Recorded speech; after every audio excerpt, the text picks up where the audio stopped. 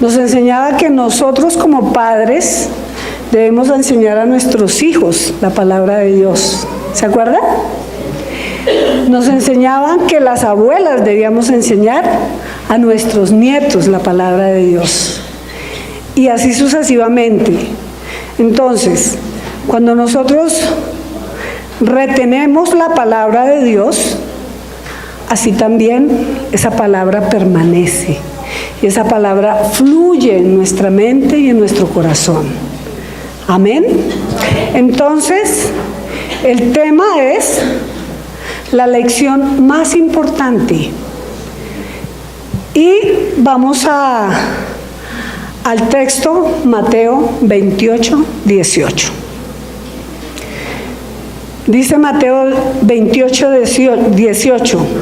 Y Jesús se acercó y les habló diciendo: toda potestad me es dada en el cielo y en la tierra.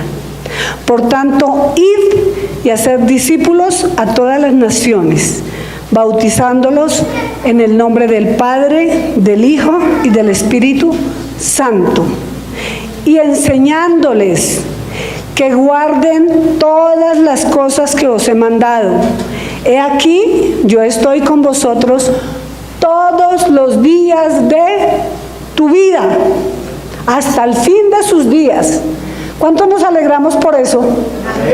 Porque el Señor está con nosotros. Él siempre está con nosotros. Él no nos deja en medio de las circunstancias, en medio de situaciones difíciles, que usted está por el desierto pasando una prueba. Ahí está el Señor. No se sienta solo, porque ahí está el Señor. Amén. Hemos estado hablando de la escuelita de Jesús, de cómo este hombre fundó, por decirlo así, una escuela con una enseñanza revolucionaria basada en el amor. Ese fue nuestro Señor Jesucristo. Al final de su ministerio, luego de cumplirlo, que les había prometido a sus estudiantes, que resucitaría al tercer día, antes de ir al cielo, a encontrarse con su Padre, le dio la última lección, y tal vez una de las más importantes, que es este llamado donde les dice, Jesús se les acercó y les habló diciendo: vayan y prediquen, porque toda potestad le es dada a Él en el cielo y en la tierra. Todo poder. Pero asimismo a nosotros también nos dio ese poder, cuando hemos recibido el Espíritu Santo y hemos sido obedientes a su palabra. Entonces, como primera, vamos a ver cómo Jesús nos enseñó a cumplir la gran comisión. Muchas veces nosotros recibimos palabra y recibimos, pero ni siquiera llegamos a nuestra casa a compartirle a nuestra familia. Ni siquiera retenemos esa palabra, donde ella nos da vida y nos da fuerza para seguir adelante. Entonces, número 1, un maestro enseña que Jesús tiene autoridad. Cuando yo presento ese Jesús con autoridad, presento ese Jesús que sana, presento ese Jesús que libera, presento ese Jesús que hace las cosas imposibles, lo que yo no puedo hacer. Cuando yo presento ese Jesús, comienza Él a hacer la obra en nuestra vida, pero ni siquiera hablamos de Él, ni siquiera lo mencionamos. Mire qué lindo acá, dice que Él ganó todo por mí.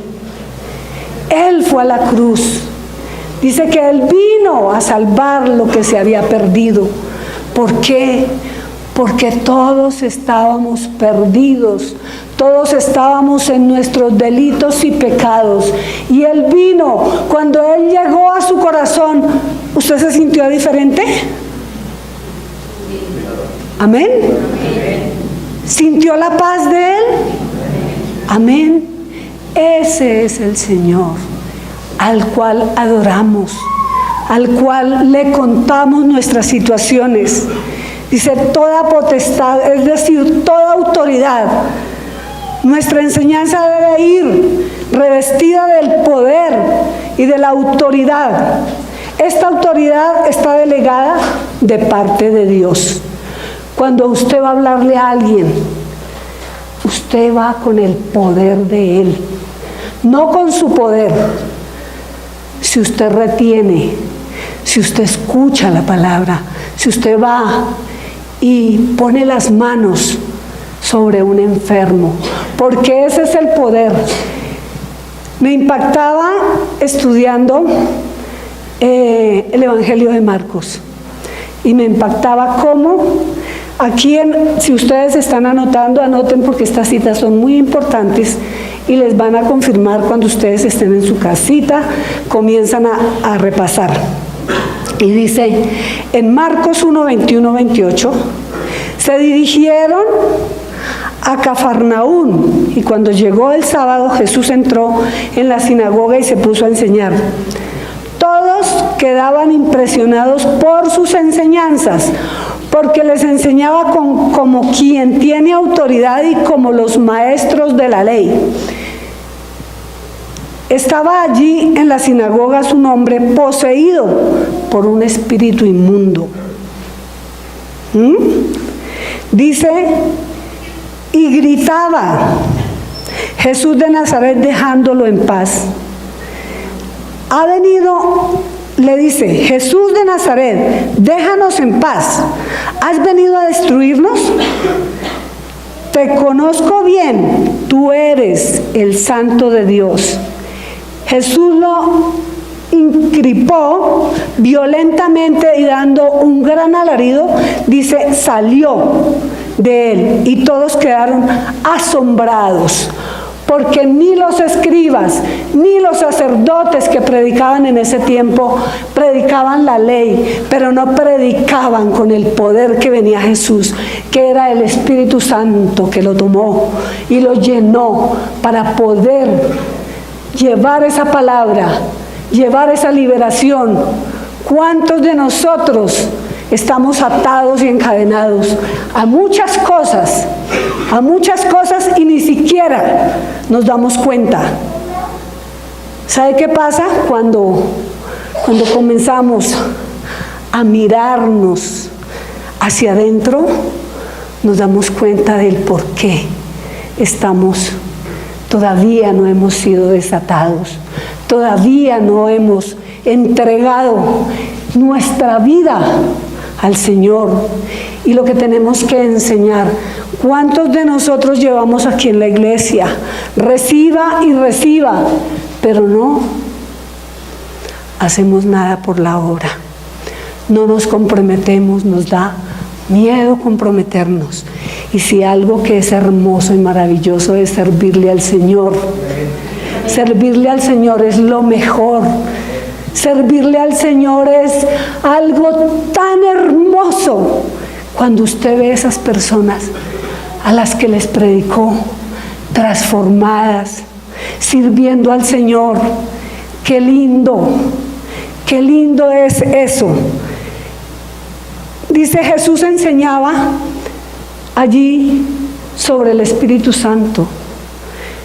Él mostraba, cuando él abrió el libro en Lucas, en el Nuevo Testamento, cuando entró a las sinagogas y le pasaron los rollos y dice que abrió el libro, dice que allí dijo la cita de Isaías capítulo 61 del 1 al 4, vuelve él y dice, y el Espíritu de Jehová está sobre mí, porque me ha enviado a predicar buenas nuevas a los abatidos, a los que están encerrados, a los que están encarcelados. ¿Cuántos de nosotros damos una palabra de aliento a las personas? ¿Cuántos de nosotros mostramos ese poder de Cristo? ¿Cuántos de nosotros hacemos algo para que esa persona sienta descanso en su alma? Porque la palabra de Dios dice que la palabra, la presencia de Él es descanso para nuestra alma y gozo para nuestra vida. ¿Lo hacemos? No lo hacemos. Tal vez nos da pena decir que somos cristianos. Tal vez nos da pena hablar. Mire, yo he aprendido que así les guste, como le pasó a Ezequiel. Dice que estaba en medio de una cantidad de gente que no le iban a escuchar, pero que sin embargo él lo mandaba a predicar. Y dice que allí Ezequiel predicó. El llamamiento de Ezequiel es fuerte, el llamamiento de Jeremías es fuerte, pero ¿a ustedes los ha llamado el Señor? Iglesia, ¿cuántos han sentido ese llamado? Amén. Entonces, ¿qué tenemos que hacer? Dice que hablaba del Espíritu Santo y ahí, cuando abrió esos rollos, presentó y dice: el Espíritu de Jehová está sobre mí. Habló sobre el adulterio, habló sobre la fe, habló sobre la hipocresía, habló sobre el amor, habló sobre la salvación, que Él era nuestro Salvador. Amén. Jesucristo nos enseña y nosotros debemos presentar ese Cristo que dio todo por nosotros allí en la cruz del Calvario, que resucitó al tercer día para decirnos: usted también va a resucitar, usted también se va a levantar el día que venga el Señor Jesucristo y que la iglesia se haya ido, que es que ya, ¿qué va a pasar con los que murieron? Ahí está Primera de Tesalonicenses 4:13, ahí está donde dice la venida del Señor. Dice que los muertos se van a levantar de sus tumbas y ellos van a estar primero allí en la presencia del Señor. Y luego, los que hayamos quedado, si es que estamos o ya estamos allá gozándonos con el Señor, dice que vamos a ser transformados en un abrir y cerrar de ojos. Pasaremos a la presencia del Señor. Amén. Entonces, ¿por qué nosotros no presentamos ese Cristo tan maravilloso? El que nos va a llevar a las bodas del Cordero. Es tan duro pensar que en este momento la iglesia está dormida. La iglesia está dormida. Y allí en la iglesia, la Odisea, que es la última iglesia en Apocalipsis, que está hablando de las 7 iglesias, en la última iglesia, si ustedes quieren leerlo también léanlo, porque es el modelo de la iglesia de este tiempo. Y Jesús no estaba, dice que Jesús estaba a la puerta y llama, pero ¿a quién estaba llamando? A la iglesia. Estaba golpeando a la iglesia, porque hemos cerrado nuestro corazón, nos hemos cerrado tanto para no hacer, para no cumplir el llamado que nos tiene. Amén. Entonces, ¿a quién tenemos? A un Dios todopoderoso en nuestra vida. No es cualquier personita, es el Todopoderoso, el gran yo soy, el Rey de Reyes y el Señor de Señores. Entonces, dice aquí en Marcos 16:17, y estas señales seguirán a los que creen. En mi nombre echarán fuera demonios, hablarán nuevas lenguas, tomarán en las manos serpientes y beberán cosas mortíferas y no les hará daño. Sobre los enfermos pondrán sus manos y sanarán. Sanarán. Alguien le ha dicho a usted cuando usted oró por mí, mire que yo sentí descanso, mire que yo sentí la sanidad, mire que yo sentí la presencia de Dios, sentí un calor, todas esas son manifestaciones del Espíritu Santo cuando usted se deja usar por Él. Amén. Iglesia, el Señor ya viene. ¿Y qué estamos haciendo? ¿Qué estamos haciendo, iglesia? Número 2, el maestro hace discípulos. ¿Cuántos de nosotros? Dice la palabra discípulo significa tomar uno que es un niño, que no sabe nada, pero está dispuesto a aprender. Significa llenar, impulsar, empujar, hacer discípulos. Era el ministerio clave de la iglesia primitiva. Cuando vino el Espíritu Santo, dice que la iglesia primitiva comenzó con 120 personas. Y empezaron a abrir sus casas, empezaron a predicar el Evangelio, empezaron a llevar el mensaje. Eso fue algo sobrenatural. Dice que en todas las casas, aquí nosotros le decimos a los hermanos, oye, ¿quiere abrir un grupo familiar en su casa? No, es que no tengo tiempo, no, es que no puedo. Esa época, yo pregunto, cuando tenemos la llenura del Espíritu Santo, hacemos lo que Él nos ha mandado. Qué lindo que la iglesia se comprometa, que verdaderamente haya un mover del Espíritu, un avivamiento en este tiempo tan difícil, porque ustedes saben qué es lo que se está moviendo.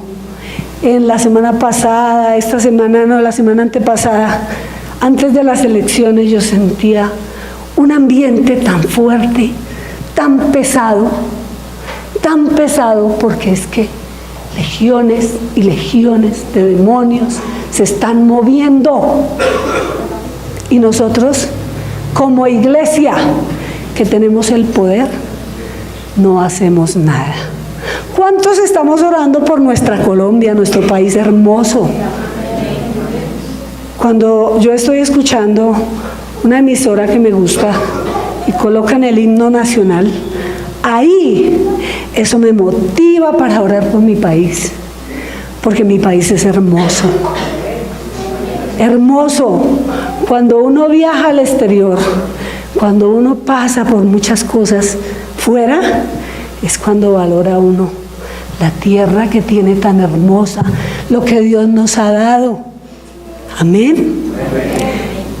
Entonces, dice que hacer discípulos es importante, que usted lo que aprende, enséñelo.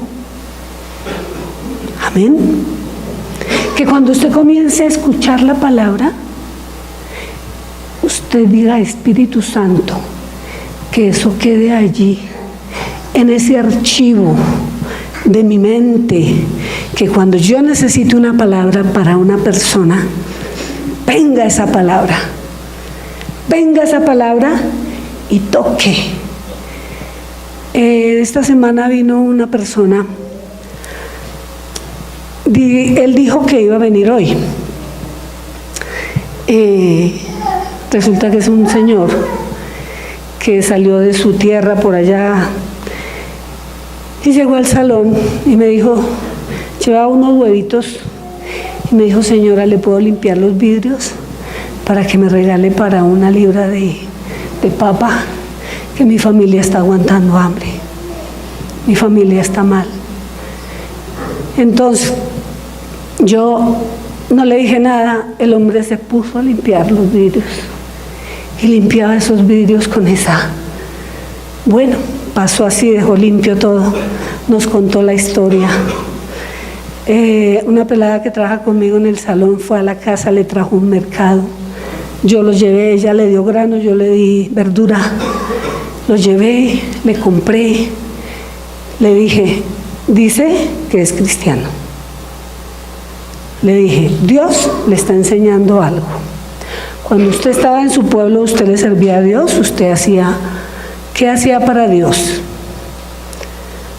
A veces nosotros somos, o sea, no nos interesa lo que pase, nada, no nos interesa la gente. Tal vez Dios le tenía algo grande, pero no lo aprovechó. Y en este momento Dios le está enseñando.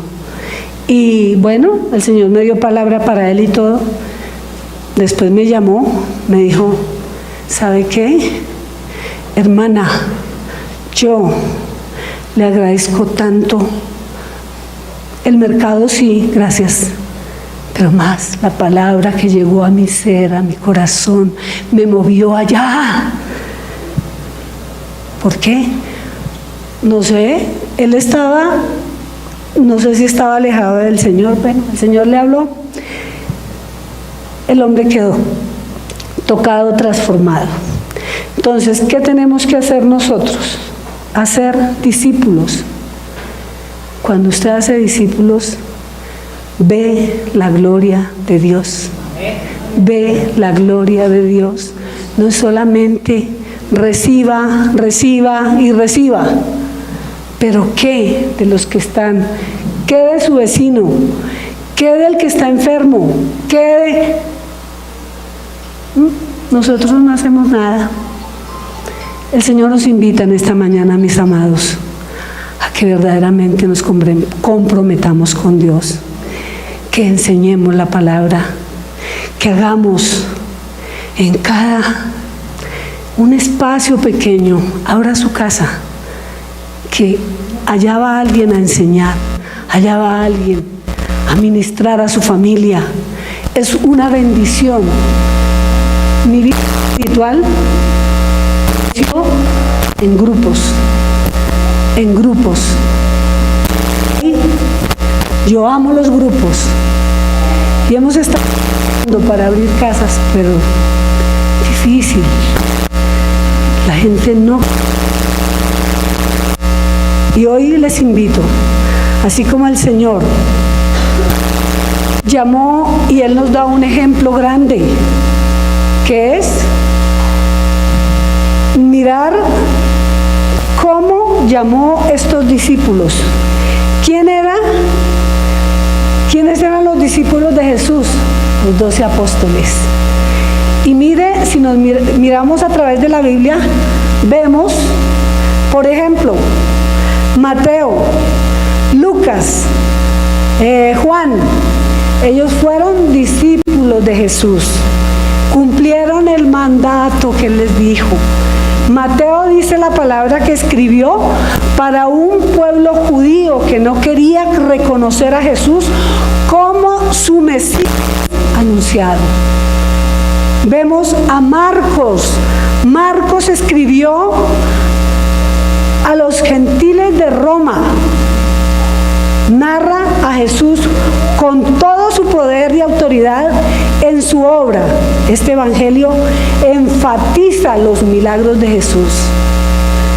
Es algo maravilloso, y si usted se lee el evangelio de Marcos, es impresionante todo ese poder que se ve en Jesús haciendo. Pero Él dice que ese poder nos lo da también a nosotros y que mayores cosas podemos hacer nosotros. Pero no lo hacemos. ¿Sabe por qué? Porque nos falta fe. Usted está orando por una persona que tiene cáncer y usted, ¿será que sí, Señor? ¿Será que sí lo va a sanar? Usted no se preocupe. Haga, cumpla lo que Dios le dice, que el que se encarga es Cristo. Cristo. Yo tuve una situación con una persona que le prediqué y lo cuidé y eso, lo hice discípulo, bueno, en fin. Y nada, y cada vez lo de a peor. Entonces yo decía, Señor, ¿pero qué si yo le he dedicado tiempo? No se preocupe, que la obra la hago yo. Usted solo predique. Usted solo anuncie las buenas nuevas. Usted solo déjese enseñar. Abra su casa. Deje que la presencia del Señor entre a su casa. Yo les pregunto allí a mis amados Rodrigo y Sandra, ellos abren su casa con un amor para hacer grupos. Allí estamos dictando el seminario de Celebremos la Recuperación. Hemos visto la gloria de Dios, ¿cierto? Hemos visto cómo las personas reciben, se transforman. Es algo maravilloso. Y de verdad Dios los bendiga en gran manera, porque eso es algo maravilloso. Traer la presencia de Dios a nuestra casa. Amén.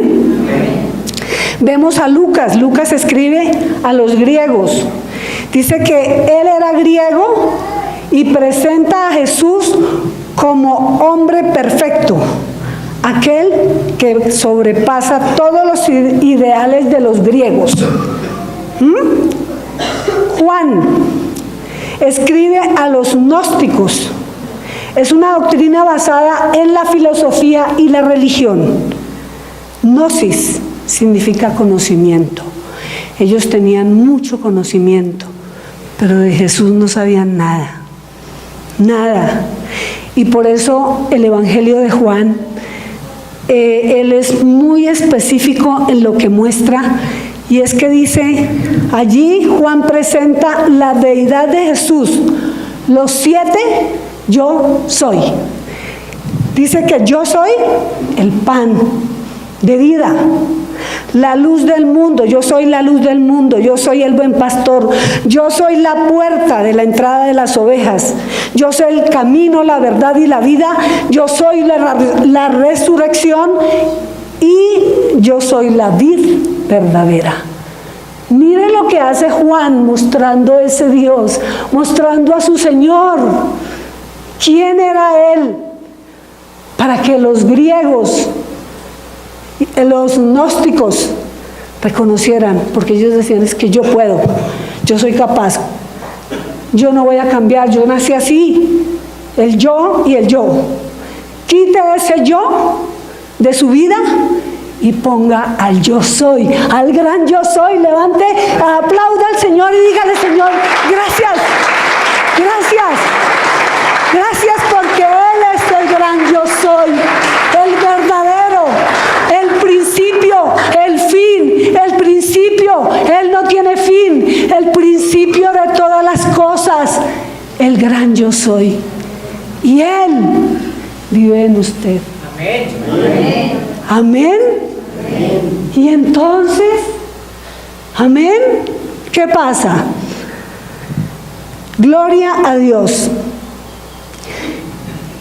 Los discípulos de Jesús cumplieron con la gran comisión, porque vemos, Mateo se fue a predicarle a los judíos, Marcos a los romanos, para que vieran la gloria de Dios, para que vieran que esas imágenes no hacían nada sino el poder de Cristo, y así sucesivamente. Número 3, el maestro confirma a sus discípulos. ¿Cómo los confirma? Bautizándolos en el nombre del Padre, del Hijo y del Espíritu Santo. La manera de confirmar a los discípulos era a través del bautismo. ¿Por qué? Porque el bautismo es la identificación del creyente con Cristo a una confesión pública. Cuando yo bajo a las aguas y vuelvo y me levanto, ante el público hago un pacto con Dios. Renuncio a ese pecado que estaba cometiendo y vivo para Cristo. ¿Cuántos han leído la palabra donde habla del bautismo de Jesús? Amén. Allí dice, el creyente declara ante el mundo que ha muerto con Cristo, una muerte no física, sino muerte a sus pecados y a una vida en desobediencia y alejada de Dios. A eso es que Dios nos ha dicho Y en este momento hay otra situación. Bueno, no les quiero decir levanten la mano, pero les voy a dejar la inquietud. ¿Cuántos de nosotros hemos bajado a las aguas y públicamente hemos hecho un compromiso con Dios?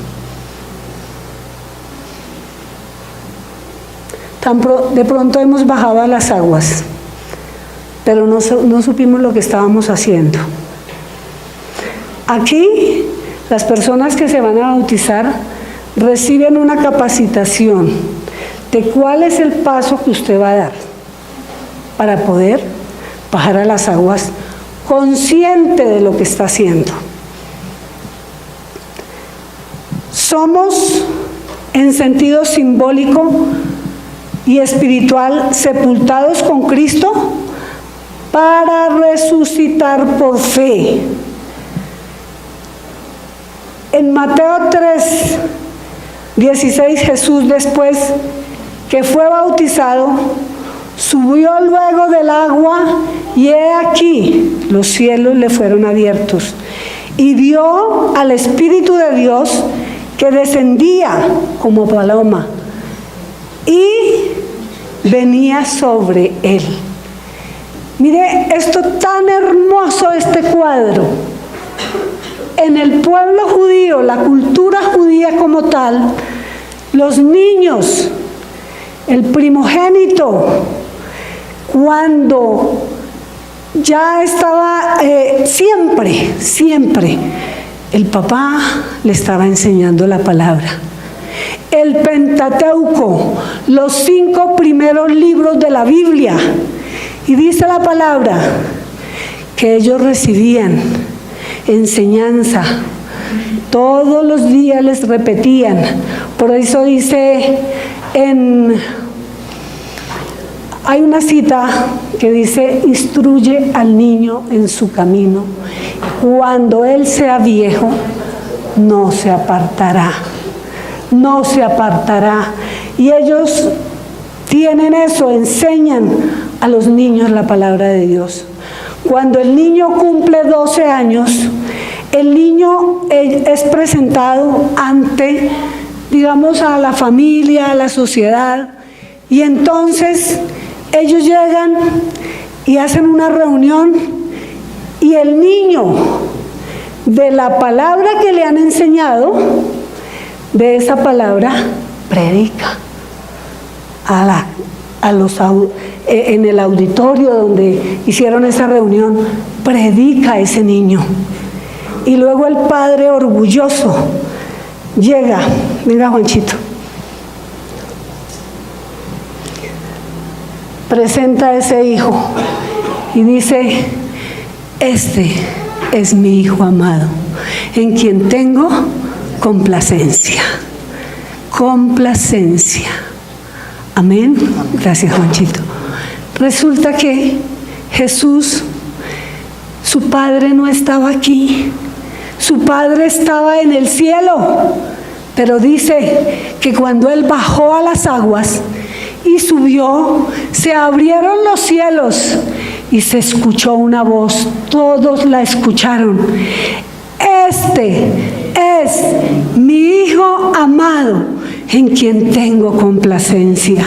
¿Por qué? Porque él era judío, porque él estaba cumpliendo con el mandato que el Padre le había dicho, porque él venía con un propósito y venía a salvar a la humanidad y venía. Por eso yo me preguntaba, ¿por qué Jesucristo bajó a las aguas si no tenía pecado? Pero ¿sabe qué?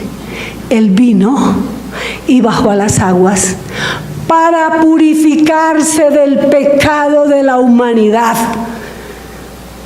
Por eso bajó a las aguas, para dar el ejemplo y hacerse reconocer y mostrarse y tener el pacto de que venía a salvarse. Ustedes se pueden dar cuenta ahí en la cita bíblica, dice que Juan no lo quería bautizar porque se sentía, pero él cumplió. ¿Por qué nosotros no? ¿Por qué nosotros no obedecemos a ese mandato? Amén. Entonces Jesús dice que fue presentado. Este es mi Hijo amado, en quien tengo complacencia. Número 4. Un maestro tiene un guía. ¿Y cuál es ese guía?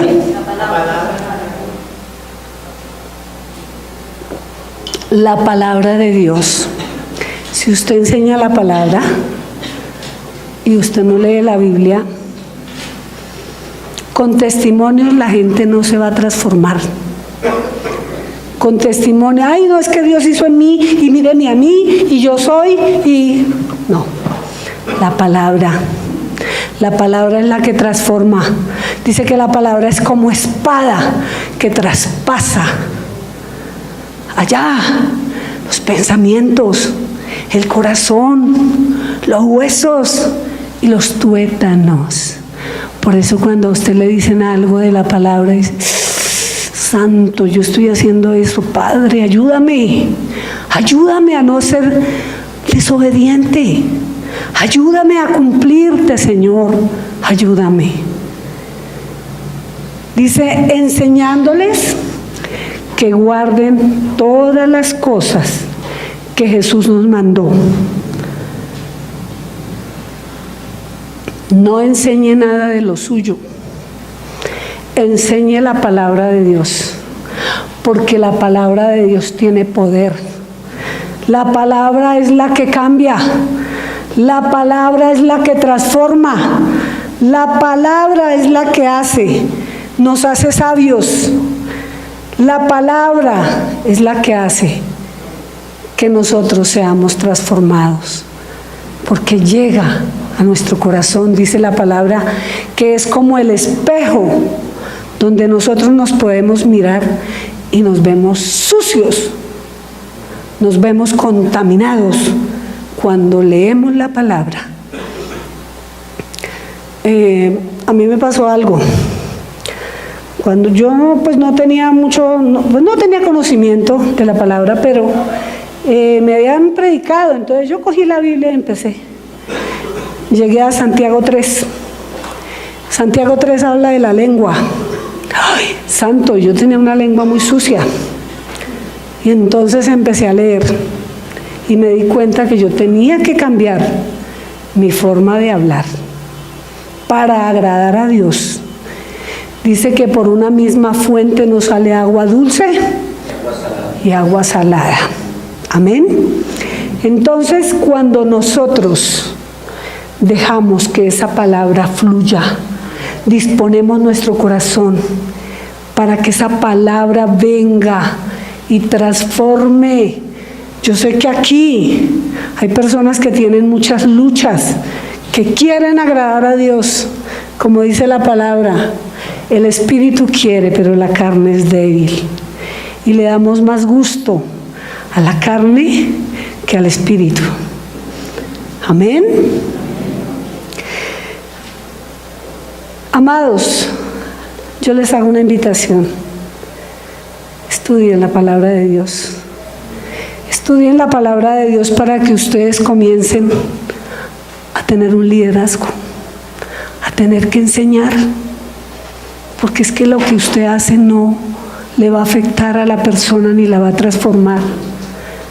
Yo tengo muchos testimonios de lo que Dios ha hecho, pero lo que yo hago es predico la palabra, porque yo muestro es lo que Jesucristo hizo conmigo, lo que Jesucristo va a hacer, lo que Jesucristo está haciendo, porque todavía no ha terminado conmigo, sigue haciendo. Amén. Iglesia, el Señor los invita en esta mañana a que haya un compromiso, que hagan discípulos, que vayan a la presencia del Señor.